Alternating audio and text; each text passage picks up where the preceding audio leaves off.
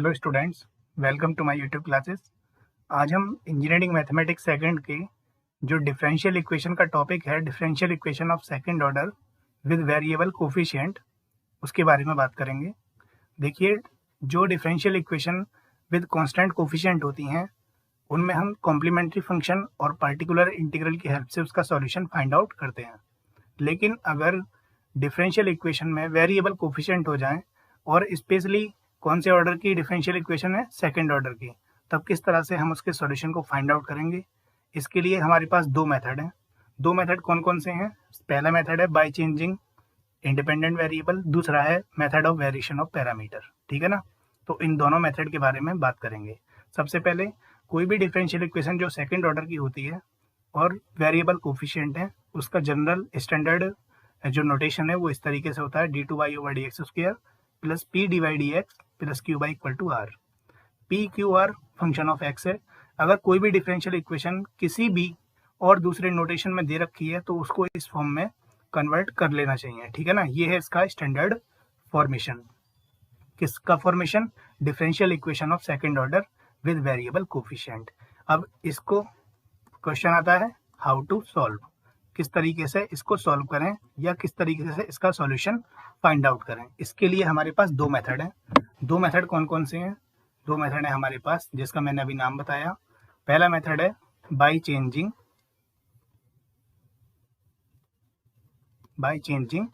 Independent variable. आप भी जानते हैं इंडिपेंडेंट वेरिएबल कौन सा होता है। इंडिपेंडेंट वेरिएबल यानी एक्स को चेंज कर दें अगर हम, तो ये जो मेथड है, इस मेथड का नाम है बाय चेंजिंग इंडिपेंडेंट वेरिएबल।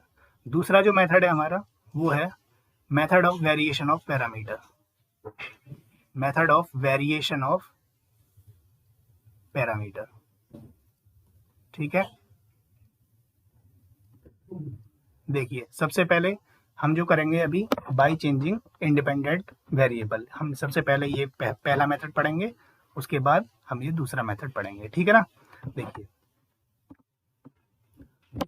इसका जिस तरीके से वर्किंग रूल होता है मैं उसको बता दे रहा हूँ। वर्किंग रूल सबसे पहले, कोई भी डिफरेंशियल इक्वेशन दी हुई है, फर्स्ट स्टेप में क्या करना है? कंपेयर गिवन डिफरेंशियल इक्वेशन, जो भी तुम्हें दी हुई डिफरेंशियल इक्वेशन है, कंपेयर करो उसको स्टैंडर्ड फॉर्म से। Compare given differential equation with standard form. Standard form मैंने जो ऊपर लिखवाई है, दैट इज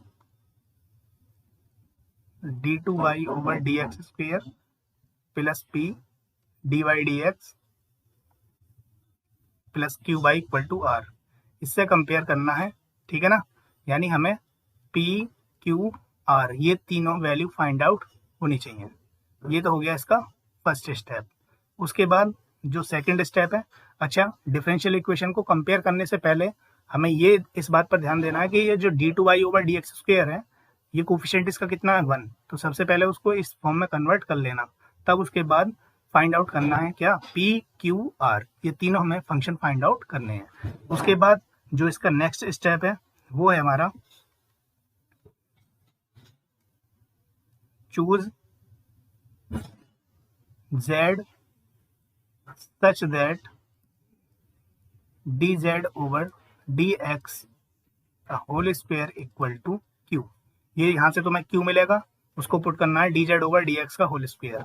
यहाँ बस एक चीज तुम्हें ध्यान रखनी है कि अगर q के पास नेगेटिव साइन है, अगर q के पास नेगेटिव साइन है तो उसको तुम इग्नोर कर सकते हो, यानी q का नेगेटिव साइन नहीं लेना है। जैसे मान लो q equal to minus sine square x हो तो माइनस हटा देना है, ओनली क्या लेना है? Sign square x.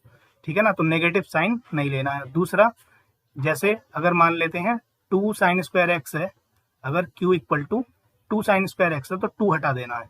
अगर यहाँ 4 होता तो 4 को नहीं हटाते। ठीक है ना? तो हमें q को इस तरह से लेना है कि परफेक्ट स्क्वायर बन जाए। ठीक है ना? तो नेगेटिव साइन को भी हमें इग्नोर करना है।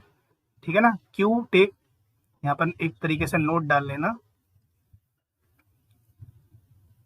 टेक, या इस तरीके से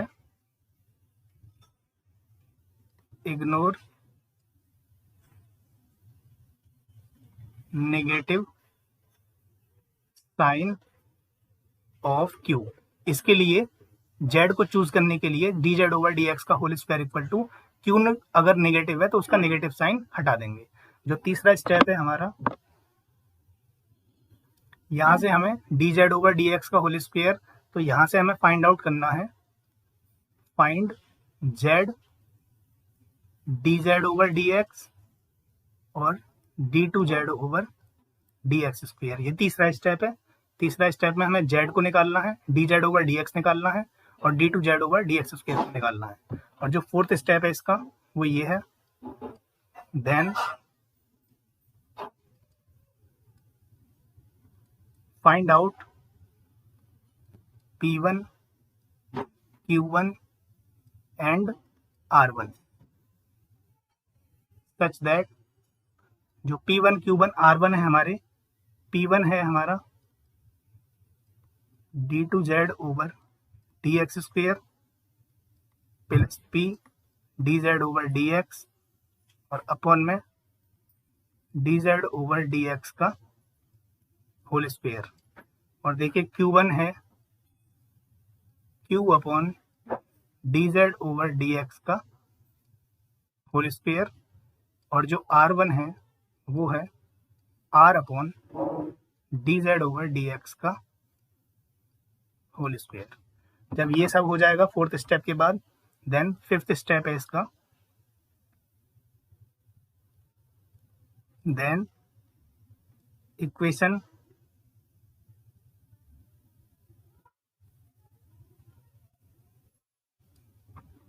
इसके बाद जो फोर्थ स्टेप है, then reduced form of equation first. जो हमारी डिफरेंशियल इक्वेशन फर्स्ट है यानी ये वाली इक्वेशन, उसकी रिड्यूस्ड फॉर्म जो कि आएगी ये d2y over dz square plus p1 dy over dz plus q1 y equal to r1। ठीक है ना, ये डिफरेंशियल इक्वेशन, इसको सेकंड नाम दे देते हैं और ये बनेगी तुम्हारी differential equation of second order with constant coefficient। then solve it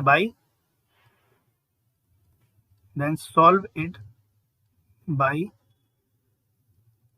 using complementary function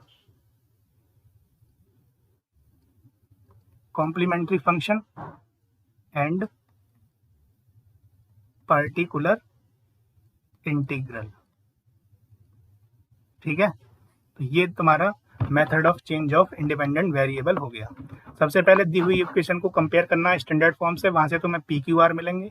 P q are मिलने के बाद तुम्हें जेड को इस तरीके से चूज करना है, यानी जो क्यू होगा D Z over D x का होल स्क्वायर के बराबर पुट कर देना है। अगर क्यू के पास कोई नेगेटिव साइन है तो वो हटा देना है। उसके बाद तीसरे स्टेप में जेड को फाइंड आउट करना है, d Z over D x करना है, d two Z over D x square करना है।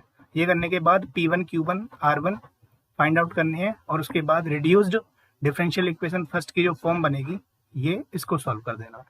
ठीक है ना, आंसर आएगा y में और z में। बाद में z को हटा देना है, यहाँ से एक रिलेशन मिलेगा तुम्हें जब तुम z की वैल्यू निकालोगे। ठीक है ना, तो देखिए मैं क्वेश्चन करता हूँ, क्वेश्चन के स्टेप इसी तरह से फॉलो करेंगे हम। 5 स्टेप में ये क्वेश्चन खत्म करेंगे। सबसे पहले जो भी दी हुई इक्वेशन है उसको हमें सबसे पहले क्या करना है, कंपेयर करना है विद स्टैंडर्ड फॉर्म। और स्टैंडर्ड फॉर्म से कंपेयर करने के लिए d2y ओवर dx स्क्वायर का कोफिशिएंट क्या बनाना है, 1। देखो स्टैंडर्ड फॉर्म में यहाँ पर देखना, यहाँ d2y ओवर dx स्क्वायर का कोफिशिएंट कितना है, 1।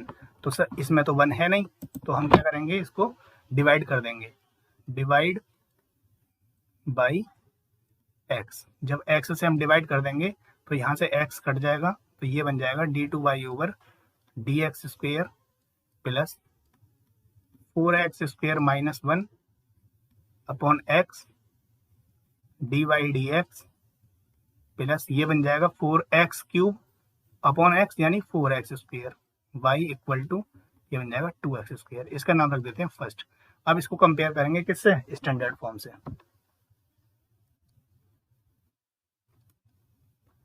Compare with standard form. Standard form से कंपेयर, यानी d2y over dx square plus p dy dx plus qy equal to r। अगर तुम फर्स्ट और सेकंड को देख रहे हो तो dy dx कोएफिशिएंट यहाँ पर p है, वहाँ पर कितना है, तो p इक्वल टू कितना हो जाएगा 4x square minus 1 upon x। ऐसे ही q की वैल्यू यानी y का कोएफिशिएंट जो कि है 4x स्क्वेयर और r की वैल्यू है 2x स्क्वेयर। ठीक है ना। देखो कौन सी स्टेप पर आ गए हमने सबसे पहले फर्स्ट स्टेप कंप्लीट कर लिया है। कंपेयर करने के बाद हमने P q are find out कर लिए हैं। उसके बाद जो सेकंड स्टेप है ये हो गया हमारा फर्स्ट स्टेप।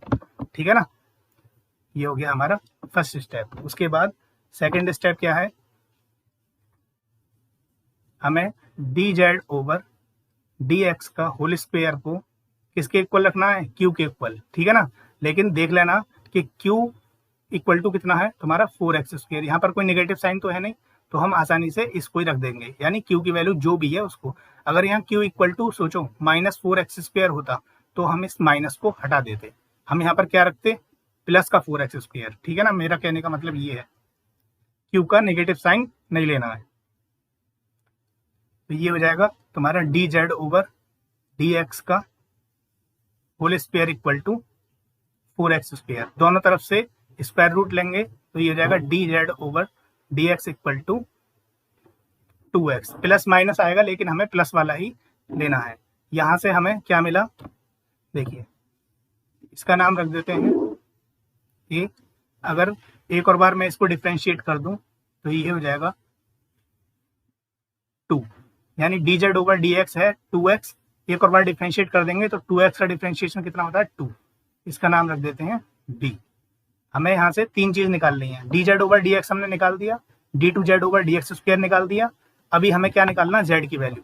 तो देखिए अगर मैं दोबारा a में आ जाऊं तो ये D Z over D x कितना है 2x। ठीक है, अब डी जेड को यहीं रहने दो, डी एक्स को इधर ले जाओ, तो ये हो जाएगा D z equal to 2dx। यानी कि अगर मैं इंटीग्रेशन कर दूं दोनों तरफ तो यहाँ से z इक्वल टू कितना बन जाएगा 2x स्क्वायर अपॉन 2, यानी z की वैल्यू आ जाएगी तुम्हारी x स्क्वायर। तो यहाँ से z इक्वल टू कितना आ गया x स्क्वायर, ये बना दिए c। तो देखिए सेकंड स्टेप भी कंप्लीट हो गया। सेकंड स्टेप में मैंने क्या बोला था कि choose z such that, choose करने के बाद हमें क्या फाइंड आउट करने हैं थर्ड स्टेप में, z d Z over D x d two Z over D x square. ये तीनों फाइंड आउट मैंने कर लिए हैं, यानी स्टेप 2 और स्टेप 3 भी कंप्लीट। ठीक है, इसके बाद देखिए ये हो गया तुम्हारा स्टेप 2 और यहाँ से हो गया तुम्हारा स्टेप 3 कंप्लीट। स्टेप 3 होने के बाद स्टेप 4 पे आ जाते हैं। स्टेप 4 क्या है, सबसे पहले तुम्हें फाइंड आउट करने हैं P1। P1 कितना है, P1 है d two Z over D x square plus P d Z over D x upon में कितना है d two Z over d two z नहीं है, d Z over D x का होल स्क्वायर है, यानी d Z over D x का whole square. सबसे पहले देखिए मैं इसकी वैल्यू रखूंगा, जो d two Z over D x square की वैल्यू है, देखो ये रही यहाँ पर 2, इसकी वैल्यू रख देता हूँ मैं, यानी 2 प्लस पी की वैल्यू कितनी है, पी मैंने सबसे पहले स्टार्टिंग में निकाला था, पी की वैल्यू है 4x square minus 1 upon x. ये हो जाएगा तुम्हारा 4x square minus 1 upon X. और D Z over D X की वैल्यू कितनी आई है, ये है 2x इंटू 2x अपॉन में D Z over D x का whole square. D Z over D x का होल स्क्वायर ये कितना है तुम्हारा, ये रहा D Z over D x का होल स्क्वायर, यानी 4x स्क्वायर। 4x square. अब सभी को कैलकुलेट कर लेते हैं। देखिए x से x गया, इसकी मल्टीप्लाई कर देते हैं तो ये हो जाएगा 2 प्लस ये हो जाएगा 8x स्क्वायर माइनस 2 अपॉन में नीचे है 4x स्क्वायर। 2 से 2 कैंसिल, 8x स्क्वायर ऊपर बचा, नीचे 4x स्क्वायर है, x स्क्वायर से x स्क्वायर कैंसिल और ये आ जाएगा 2, यानी P1 की वैल्यू आ गई तुम्हारी 2। अब तुम्हें क्या निकालना है Q1। Q1 क्या था, Q upon D Z over D x का होल स्क्वायर। तो देखिए Q की वैल्यू कितनी थी, Q की वैल्यू है तुम्हारी 4x स्क्वायर और D Z over D x का होल स्क्वायर भी उसकी वैल्यू कितनी है 4x स्क्वायर। तो दोनों की वैल्यू 4x स्क्वायर, यानी 1। ऐसे ही r1 निकालना है, यानी r upon dz over dx का होल स्क्वायर, यानी कितना है, r की वैल्यू कितनी आई थी, देखिए r की वैल्यू है तुम्हारी 2x स्क्वायर और dz ओवर dx का होल स्क्वायर, इसका मतलब है 4x स्क्वायर। ये वैल्यू आ गई तुम्हारी 1/2। ठीक है, ये तुम्हारी r की वैल्यू कितनी है 2x स्क्वायर और dz ओवर dx का होल स्क्वायर, इसकी वैल्यू है 4x स्क्वायर। ठीक है, तो तुम्हारी PQR P यानी P1 Q1 R1 ये तुम्हारा फोर्थ स्टेप भी हो गया। इसके बाद जो पांचवा स्टेप है ये है रिड्यूस्ड डिफरेंशियल इक्वेशन। वो कौन सी है, d2y over dz square plus P1 dy over dz plus Q1 y equal to R1। इसमें P1 Q1 R1 की वैल्यू रख दो और सॉल्व कर लो। d2y over dz square plus P1 की वैल्यू कितनी आई थी अभी, देखो P1 की वैल्यू है तुम्हारी 2, Q1 की वैल्यू है 1, R1 की वैल्यू 1/2, यानी 2 dy dz है, dy dz प्लस Q1 की वैल्यू कितनी है, Q1 की वैल्यू है 1, यानी ये हो जाएगा y इक्वल टू R1 की वैल्यू 1/2। बस इस इक्वेशन को सॉल्व करना है। बताइए ये इक्वेशन क्या बन गई तुम्हारी, ये इक्वेशन बन गई linear differential equation with constant coefficient. यहाँ से तुम्हें इसका CF निकालना है, PI निकालना है और यहाँ से सॉल्व कर देना है। जब तुम इसका CF और PI निकालोगे, ये तो बहुत आसान है।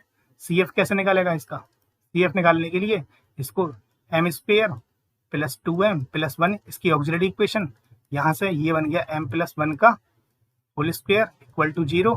यहाँ से m की दो वैल्यू आई, -1 और -1 दोनों वैल्यू कैसी हैं, रिपीट। तो CF हो जाएगा इसका y equal to C1 e की पावर -z। अब इंडिपेंडेंट वेरिएबल z है, x नहीं है, इसलिए तो इसका नाम है method of change of independent variable.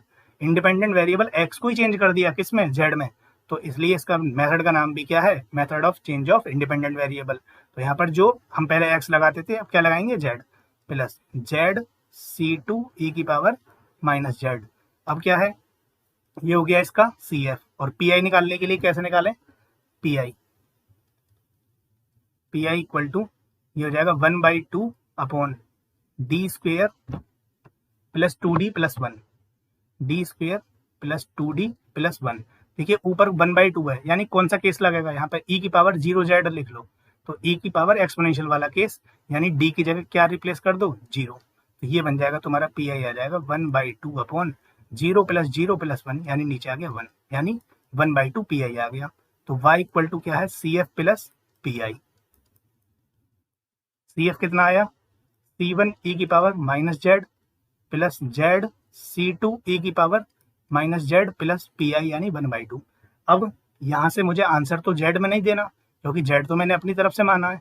अब मुझे आंसर किस में देना है, x में। तो देखो z की वैल्यू वहाँ पे कितनी आई थी, सबसे पहले मैंने यहाँ वैल्यू उठ करी, z की वैल्यू थी x स्क्वायर, तो यहाँ से z की वैल्यू उठा के रख दो, कहाँ पे, तो y इक्वल टू ये आ जाएगा C1 e की power -x square plus x square C2 e की पावर -x स्क्वायर प्लस 1/2। ये हो गया तुम्हारा इसका सॉल्यूशन, और ये हो गया method of change of independent variable, है ना, एकदम आसान है ना। इसके बाद चलो मैं एक और नेक्स्ट क्वेश्चन देख लेता हूँ। Solve by method of change of independent variable. ये तुम्हारा इंडिपेंडेंट वेरिएबल है। देखो d2y ओवर dx स्क्वायर का कोएफिशिएंट यहाँ पे 1 ऑलरेडी है, तो अब इसको क्या करेंगे, इसको कंपेयर करेंगे, compare with standard form, direct compare कर दो, क्योंकि d2y ओवर dx स्क्वायर का क्या है, coefficient 1।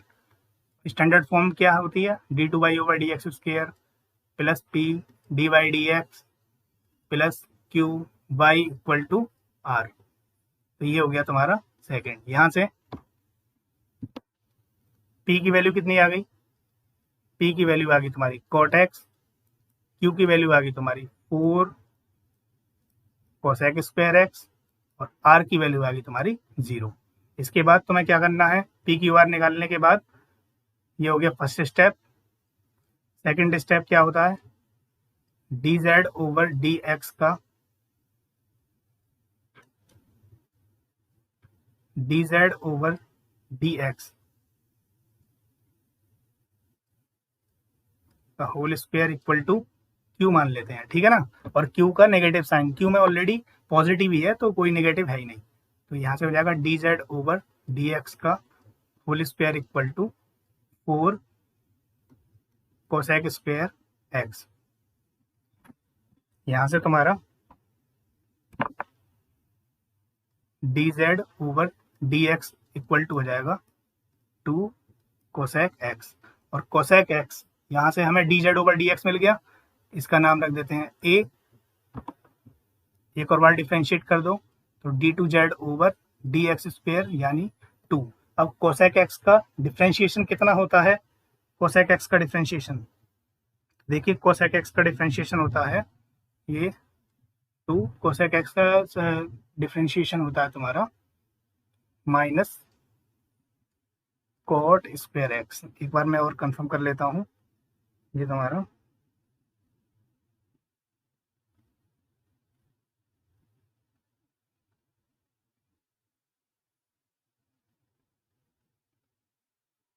Differentiation of cosec X, ये डिफरेंशिएशन ऑफ कोसेक एक्स नहीं, डिफरेंशिएशन ऑफ कोसेक एक्स है, एक मिनट सॉरी गलती होगी, -2 ये 2 as it is cosec x into cot x. हाँ, cosec x into cot X. अब यहाँ से इसको मान लेते हैं बी। अभी फिर यहाँ से आ जाओ, ये हो जाएगा D Z over D x equal to कितना दिया हुआ है 2 कोसेक एक्स। तो कोसेक एक्स अब यहाँ से क्या करना है, हमें इंटीग्रेट करना है, तो ये हो जाएगा D z equal to 2 cosec x d x.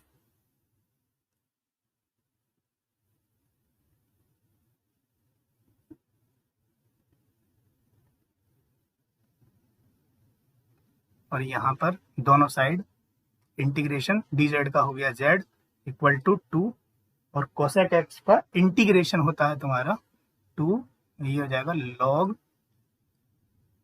Cosec x minus cot x. ठीक है, ये हो गया तुम्हारा सी, यानी कौन सा ये हो गया तुम्हारा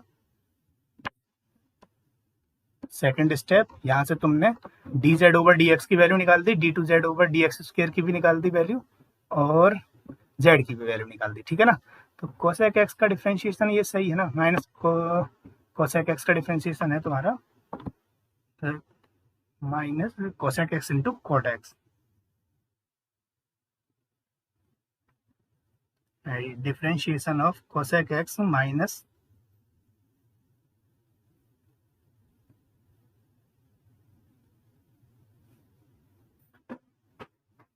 cosec x into cot x, सही है। ये minus cosec square x, cot x का डिफरेंशिएशन होता है शायद, कोट एक्स का होता है minus cosec square x. Differentiation of cot x,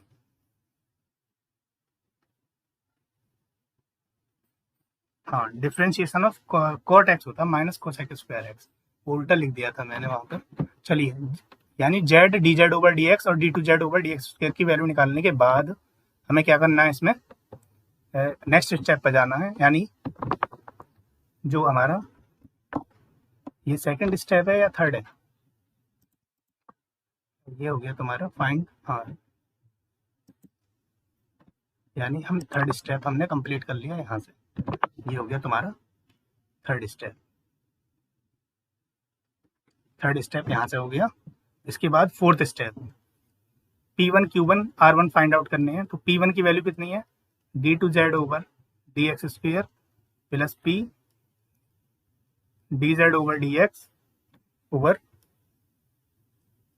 D Z over D x का होल स्क्वायर। तो देखिए d two Z over D x square कितना आया है, क्या है -2 cosec x into cot x, -2 cosec x into cot x plus P की value कितनी है, P की वैल्यू है तुम्हारी कोट एक्स, P की वैल्यू है कोट एक्स, और D Z over D X की वैल्यू कितनी है 2 cosec x into 2 cosec X upon में D Z over D x का होल स्क्वायर यानी 4 cosec square X, D Z over D x का होल स्क्वायर यानी ये रहा 4 कोसेक स्क्वायर एक्स। देखो ऊपर और नीचे ये दोनों आपस में कट गए, 2 cosec x into cot x, और यहाँ भी 2 cosec x into cot x. तो P1 की वैल्यू कितनी आ गई 0, P1 की वैल्यू आ गई तुम्हारी 0।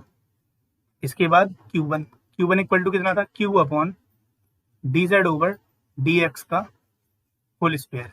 अब Q की वैल्यू कितनी है तुम्हारी, ये हमारे Q की वैल्यू है तुम्हारी 4 कोसेक स्क्वायर एक्स, और D Z over D x square की भी सेम वैल्यू है क्योंकि दोनों ही एक दूसरे के इक्वल हैं, ठीक है ना।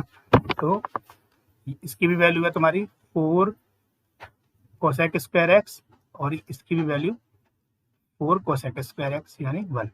इसके बाद R1 यानी R upon D Z over D x का होल स्क्वायर यानी 0, क्योंकि R की वैल्यू कितनी है 0। देखो R की वैल्यू यहाँ पर 0। अब P1 Q1 R1 ये भी हो गया हमारा फोर्थ स्टेप। अब इसके बाद जो 5वां स्टेप है रिड्यूस्ड डिफरेंशियल इक्वेशन।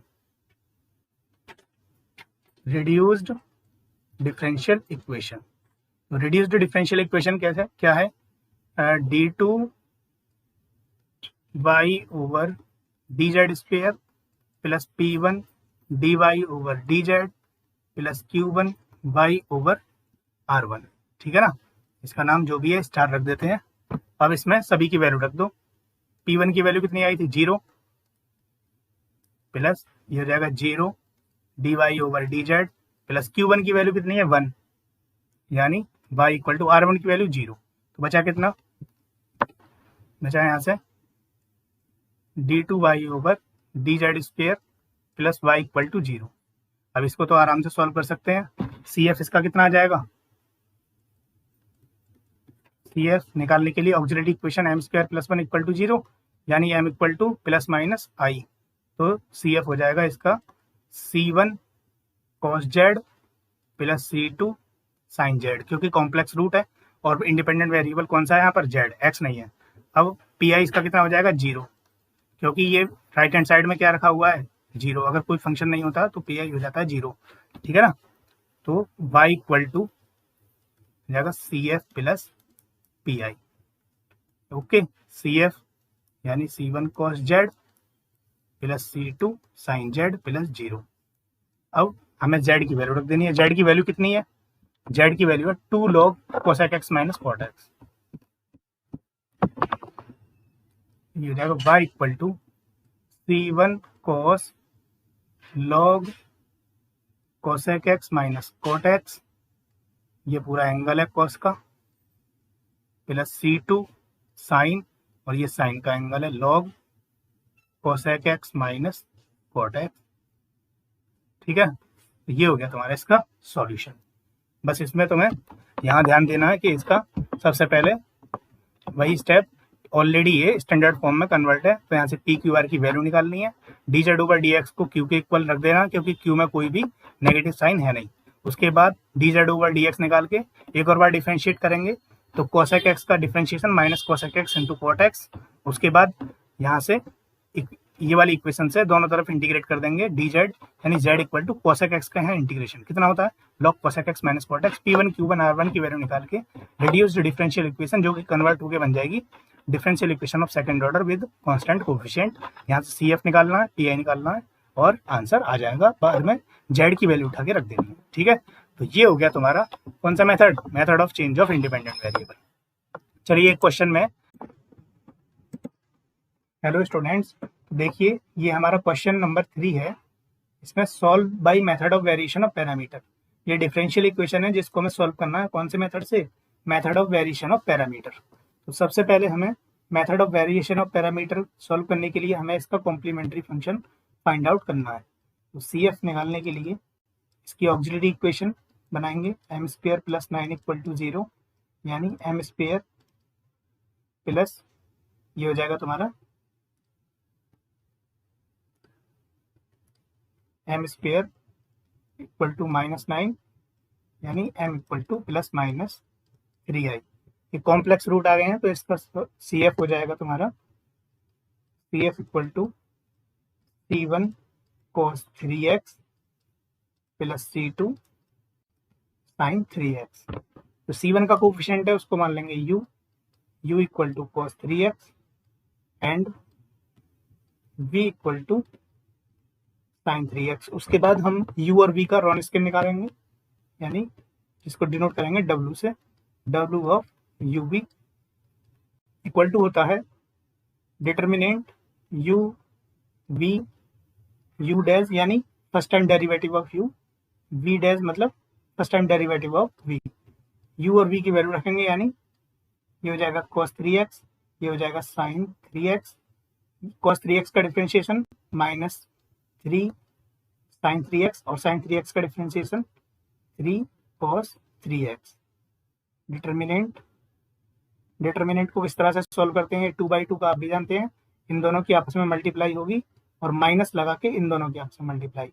तो cos 3x into 3 cos 3x, ये हो जाएगा 3 cos स्क्वायर 3x और ये माइनस माइनस हो जाएगा plus 3 sin square 3x।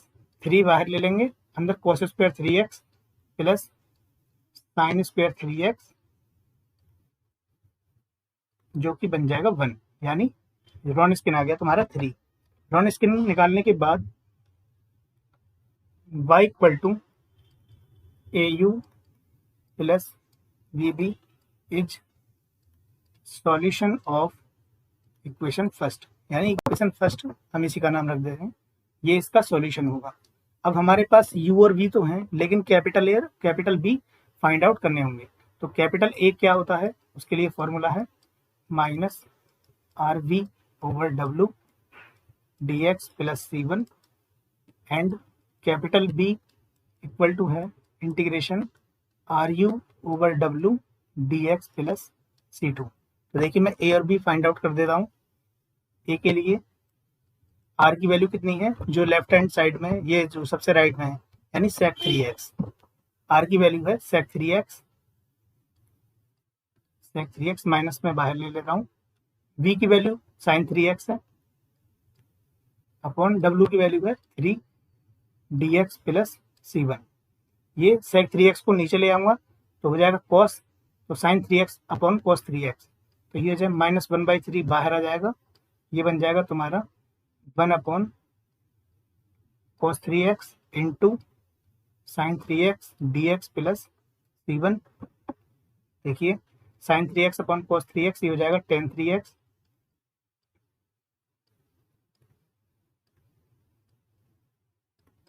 Plus C1 minus 1 upon 3, और tan 3x का इंटीग्रेशन होता है log sec 3x और अपॉन में 3, ये plus C1।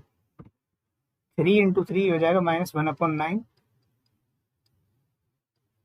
log sec 3x plus C1। ये आ गई तुम्हारी A की वैल्यू। इसी तरह से तुम यहाँ से V की वैल्यू निकाल लेना। V की वैल्यू निकालने के लिए R की वैल्यू जो कि तुम्हें पता है, तो B इक्वल टू है R की वैल्यू है तुम्हारी sec 3x, U की वैल्यू है तुम्हारी cos 3x अपॉन में 3, ये हो जाएगा dx plus C2। sec 3x को यहाँ से 1/3 बाहर निकाल लूंगा मैं, sec 3x को लिख सकते हैं 1 अपॉन cos 3x और ऊपर cos 3x है as it is plus C2। ये हो जाएगा B इक्वल टू, ये cos 3x से cos 3x cancel out, 1 upon 3, 1 का इंटीग्रेशन था x plus C2।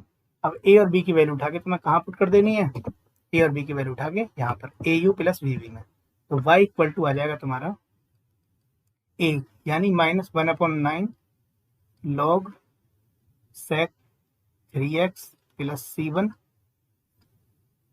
Into U यानी cos 3x प्लस V की वैल्यू कितनी आई है 1/3x प्लस C2 और V की वैल्यू है sin 3x। ये हो जाएगा तुम्हारा इसका सॉल्यूशन, ठीक है ना। A और B की वैल्यू उठा के और U और V की सभी वैल्यू यहाँ रख देनी है, तो ये हो जाएगा तुम्हारा सॉल्यूशन। ऐसे ही ये हमारा नेक्स्ट क्वेश्चन है, solve by method of variation of parameter. Same इसी तरह से इसका CF निकालेंगे। CF निकालने के लिए सबसे पहले इसके लिए ऑक्सिलरी इक्वेशन यानी m² + 4 = 0, यानी m की वैल्यू हो जाएगी +- 2i उसके बाद इसका सी एफ हो जाएगा तुम्हारा C1 cos 2x plus C2 sin 2x। C1 की कोफिशिएंट को मान लेना है कितना, u यानी cos 2x, और C2 के कोफिशिएंट को v यानी sin 2x। उसके बाद इसका रॉन स्क्वायर निकाल देना है, जैसे अभी पिछले क्वेश्चन में किया। तो रॉन स्क्वायर निकालने के लिए यहाँ पर u, यहाँ पर v, यहाँ पर u डैश, यहाँ पर v डैश, और u की वैल्यू है तुम्हारी cos 2x, इसकी वैल्यू है तुम्हारी sin 2x, u का डिफ्रेंशिएशन यानी cos 2x का, तो -2 sin 2x, sin 2x का डिफ्रेंशिएशन 2 cos 2x, और ये डिटर्मिनेंट है। अब डिटर्मिनेंट को सॉल्व कैसे करते हैं, जैसे अभी पिछला वाला किया, टू इसकी मल्टीप्लाई इसके साथ, माइनस करके इसकी मल्टीप्लाई इसके साथ, तो ये जाएगा 2 बाहर आ जाएगा, cos square 2x plus sin square 2x, रॉन स्क्वायर की वैल्यू आ गई 2। उसके बाद y equal to AU plus VB is solution. A की वैल्यू निकालने के लिए वही फॉर्मूला, माइनस का RB over W dx plus C1, and B के लिए वही formula RU over W dx plus C2। R की वैल्यू कितनी है यहाँ पर, R की वैल्यू जो राइट हैंड साइड में है यानी tan 2x, where R equal to कितना है tan 2x। जैसे ही तुम R की वैल्यू यहाँ रखोगे तो A इक्वल टू आ जाएगा तुम्हारा,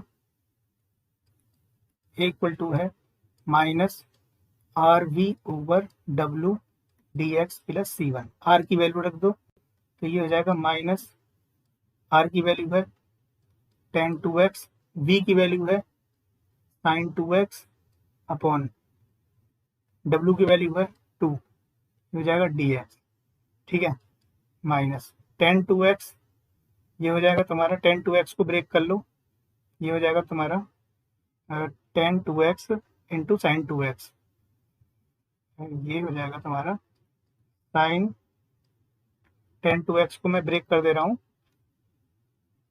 sign 2x upon cos 2x और इंटू में ये sin 2x, और ये जो 1/2 है नीचे इसको इस तरह से लिख दे रहा हूँ माइनस 1/2, और ये dx प्लस में क्या चल रहा है कांस्टेंट C1, ठीक है। ऊपर sin 2x 2 टाइम्स हो गया तो ऊपर हो जाएगा इसका होल स्क्वायर, ये minus 1/2 integration sine square 2x upon cos 2x dx plus C1। Sine square dx को ब्रेक कर लेते हैं, ये हो जाएगा -1/2 integration 1 minus cos square 2x upon cos 2x dx plus C1। उसके बाद देखिए ये हो जाएगा -1/2 integration 1 upon cos 2x minus cos square 2x upon cos 2x dx plus C1, -1/2 integration sec 2x dx minus integration, यहाँ cos 2x बचेगा, एक power cut जाएगी, और dx प्लस C1। जो sec 2x का है इंटीग्रेशन वो हो जाएगा log sec x यानी sec 2x plus tan 2x और अपॉन में 2 माइनस cos 2x का इंटीग्रेशन होता है sin 2x अपॉन 2 और प्लस में कांस्टेंट C1। उसके बाद हमें कैपिटल B की वैल्यू निकालनी है, ये तो होगी कैपिटल A की value. Capital B equal to है RU over W dx plus C2। R की वैल्यू है तुम्हारी tan 2x, U की वैल्यू है cos 2x और W की वैल्यू है 2 dx प्लस C2, ठीक है। अब 1/2 ये बाहर आ जाएगा, tan 2x को ब्रेक कर दीजिए, sin 2x upon cos 2x into ये हो जाएगा cos 2x dx plus C2। cos 2x से cos 2x ब्रेक हो जाएगा, तो बचेगा यहाँ पर 1/2 integration sine 2x dx plus c2। Sine 2x का इंटीग्रेशन तुम्हें ही पता है, minus cos 2x upon 2 plus c2। तो b की वैल्यू आ गई minus cos 2x upon 4 plus c2। ये कैपिटल B की वैल्यू, और ऊपर जो आई है कैपिटल A की वैल्यू, ये रही A की वैल्यू। ये उठा के तुम्हें कहाँ रखनी है, इसमें। तो ये हो जाएगा तुम्हारा सॉल्यूशन। इसमें रख दीजिए A की वैल्यू, U की वैल्यू है तुम्हारी cos 2x, B की वैल्यू तुमने फाइंड आउट करी है, और ये B की वैल्यू है तुम्हारी sin 2x। ये सारी वैल्यूज निकाल के y की वैल्यू निकाल देना। ये हो जाएगा method of variation of parameter. देखिए जो A की वैल्यू है, इसमें किस तरह से ये इंटीग्रेशन किया है, sine square tx over cos 2x। तो इसमें हमें किस चीज की हेल्प ली, हमने फॉर्मूले की sign square x minus cos square x. ठीक है, उसके बाद इंटीग्रेशन हमें किसका निकालना था, sec x का, जो कि sec x का इंटीग्रेशन होता है log sec x plus tan x। ठीक है, और क्योंकि 2x है एंगल में, तो अपन में 2 आ जाएगा। ये हो गया तुम्हारा method of variation of parameter और method of change of independent variable.